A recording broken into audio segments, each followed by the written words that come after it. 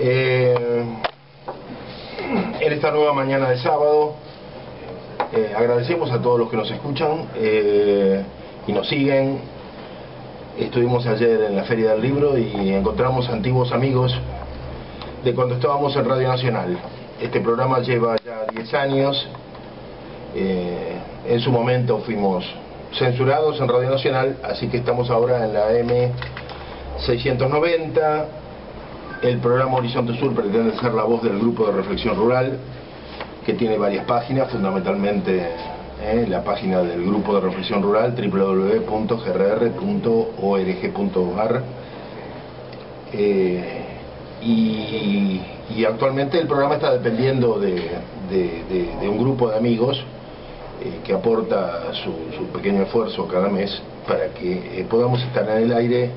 movilizándonos. Hoy tenemos un equipo bastante grande de compañeros, luego los vamos a ir presentando. Bueno, vamos a una cortina y después a la editorial.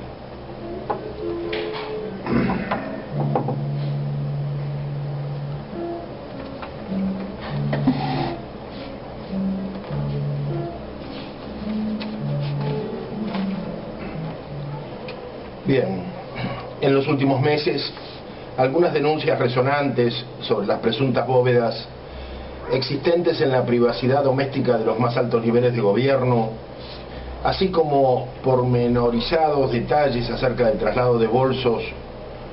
con euros y con lingotes de oro hacia esas bóvedas o hacia cuentas ubicadas en paraísos fiscales, han colocado bajo el foco mediático la escandalosa corrupción política del progresismo en la Argentina.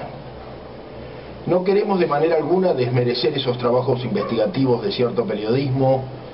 denuncias que por otra parte no han merecido la más mínima respuesta de un gobierno que suele hablar de todo y de cada cosa más allá de lo razonable o del conocimiento necesario, y que ante la revelación de su extraordinaria capacidad de sobornar y de ser sobornado permanece mudo. Tampoco negamos, como tantos, la verosimilitud de esa corruptela generalizada y escandalosa, pero nos preguntamos no obstante qué hay detrás de la denuncia y la razón por la que reiteradamente, hasta obsesivamente, se pone el ascenso en la puntita más llamativa del iceberg y se olvida de manera pertinaz esa inmensa masa que subyace por debajo de la superficie y que es la entrega de nuestra soberanía y el convertir la justicia social en la infinitamente cruel parodia tal cual es el asistencialismo y el trabajo esclavo. Pensando de este modo, nos preguntamos si acaso la corrupción es realmente el problema, tal como pareciera que el común lo piensa, o acaso se enfoca la atención sobre ella para distraer del verdadero problema. Visto como tantos parecen considerarlo, la corrupción en este caso sería el problema más que el modelo de colonialidad y de rapiña a que se ha sometido a la Argentina, tal como pensamos nosotros desde el Grupo de Reflexión Rural, un modelo que nos obligaría a producir y exportar commodities tales como la soja transgénica y materias primas como las de la megaminería y o provenientes del subsuelo como el petróleo.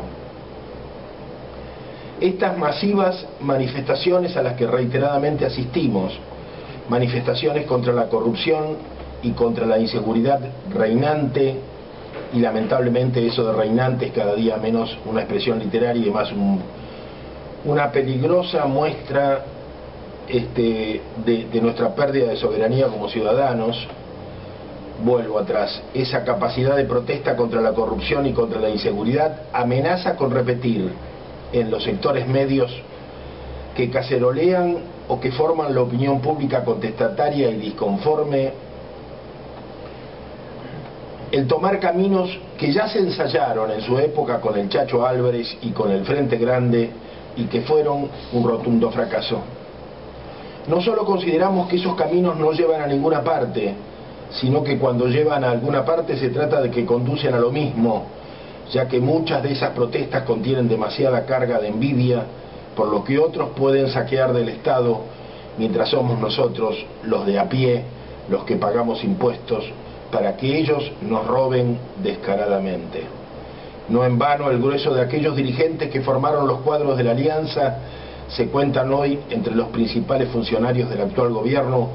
y hacen exactamente lo mismo que en su época denunciaban en el menemismo. Y de manera alguna lo que estoy afirmando conduce necesariamente al descreimiento y hacia el derrotismo, tal como le ocurre a tantos que como perros apaleados parecen haber perdido las esperanzas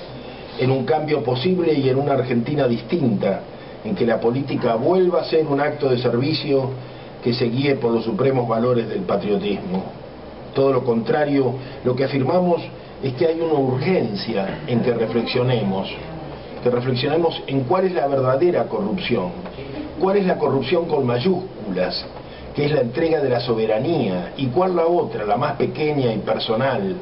esa miserabilidad cotidiana de la disponibilidad al cohecho y de tener los propios intereses empresariales y bancarios en paralelo a las acciones de gobierno que se ejercen. Esa miserable corruptela justifica de hecho el compromiso de tantos dirigentes que alguna vez se propusieron la actividad política como objetivo de sus vidas, ahora con el interés de las empresas y con un modelo de país que se rige por los mandatos de los mercados globales. O sea que la corrupción es en definitiva lo que justifica la traición a los antiguos ideales. Concretamente, si la corrupción es el problema, son muchos los que se proponen para gobernarnos, es decir, para gerenciar este mismo modelo de país, pero sin provocar los actuales escándalos a que nos hemos acostumbrado. Se trataría entonces para muchos de los que protestan de buscar alternativas a la administración de la colonialidad y no alternativas al actual modelo de neocolonialidad y de agronegocios que se nos ha impuesto. Si lo que se quiere es cambiarle el collar al perro, pero siguiendo con el mismo perro, son varios los que con bastante solvencia en lo económico se vienen ofreciendo para conducirnos en el próximo gobierno. Se postulan por otra parte de una manera que mucho nos recuerda a las tensiones que preceden en las corporaciones a los cambios en los altos niveles ejecutivos. Algunos de esos postulantes tienen en la cartera de clientes de sus propias empresas a la firma Monsanto, de modo que la continuidad estaría asegurada y probablemente, y si ese fuese el camino que decidimos tomar, esta corrupción desaforada que ahora tanto nos irrita desaparecería o sería ocultada discretamente bajo las alfombras. Y a propósito de escándalos mediáticos y de situaciones espantosas que no obstante no merecen los grandes titulares, digamos que en los últimos días la prensa argentina ha anunciado la próxima presentación en nuestro país de un trigo genéticamente modificado. Ese trigo transgénico estaría siendo producido por Grobocopatel y por su empresa Bioceres, empresa en que lo acompañarían algunos centenares de sojeros. En ese proyecto se cuenta asimismo con la alianza de empresas norteamericanas y francesas, con el respaldo del CONICET y de la Universidad del Litoral, o sea, la universidad de la provincia que gobierna el socialista Wiener. Es decir, que la nueva oligarquía sojera, las corporaciones transnacionales, el Estado argentino y también la oposición estarían involucrados de alguna manera en ese proyecto de un trigo transgénico, por otra parte absolutamente innecesario para la agricultura argentina, que sencillamente no produce más trigo debido a que el trigo, que para desalentar al trigo en su cultivo se le aplican las mismas retenciones que a la soja, y justamente en los últimos días se anunció que probablemente eso cambiará en la próxima cosecha a través de un fideicomiso por el cual se devolverían esas retenciones que han regido hasta el momento. En simultáneo con estos anuncios nos informamos que Monsanto tiene un trigo transgénico en los Estados Unidos y que recientemente, luego de comprobar el rechazo de los mercados locales, así como de los compradores en Europa, y debido a que han sido muchas las resistencias que encontró, ha decidido retirarlo del mercado y postergar indefinidamente su lanzamiento. No cuesta mucho entonces colegir la sucesión de hechos que conducen a que nuevamente la Argentina sea elegida como punta de lanza desde las estrategias de las grandes industrias de la biotecnología, en este caso para un experimento realmente terrorífico, tal cual es golpear en el corazón del concepto de alimento de que dispone nuestra cultura. Debemos confesarnos, sin embargo, que es propio del progresismo camporista hacer de la profanación un método para derrotar las resistencias de las culturas políticas e ir abriendo caminos a la modernidad y a las tecnocracias que le rinden culto al progreso y al crecimiento. Lo hace a diario, inventando su propia historia en los canales y radios del Estado, de que dispone a gusto para ellos. Recordemos que hasta el momento solamente a los animales se les permite en buena parte del planeta comer forrajes provenientes de semillas genéticamente modificadas, tales como son la soja o el maíz. En Europa, cualquier alimento que tenga más de un 1% de contaminación transgénica sale inmediatamente del mercado y se da a los animales o sigue su rumbo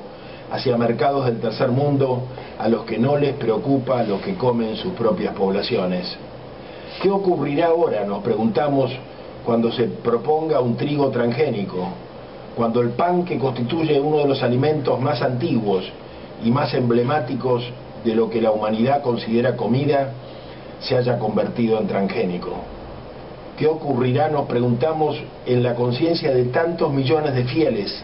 que cuando comulguen su pan en la Eucaristía deberán preguntarse qué extraños genes de otros reinos contiene esa harina con la que hicieron las hostias consagradas? Sobreentendemos que alcanzar a comprender la realidad de la manera en que este editorial se propone implica esforzarse por ordenarla de manera tal de lograr respetar una escala de ejes y de situaciones. Se trataría de jerarquizar los problemas, jerarquizarlos de forma en que, sin subestimar a ninguno, seamos capaces de establecer un modelo que nos permita comprender la política tal como hoy la sufrimos, y cuando sistemáticamente somos víctimas de simulacros y de relatos engañadores. Desde el poder, una política de engaños practica el constante cambio en los ejes de cualquier pensamiento, de cualquier discurso, y a veces pareciera que hemos interiorizado ese modo del progresismo de practicar el pensamiento binario y la imposibilidad de diálogos entre nosotros mismos. Debemos entonces esforzarnos por generar nuevos pensamientos y nuevos modos de aprehender la realidad. Nuestra propuesta de generar otros pensamientos políticos es tan solo en función de retomar el proceso de la liberación nacional y procurar la felicidad de nuestro pueblo.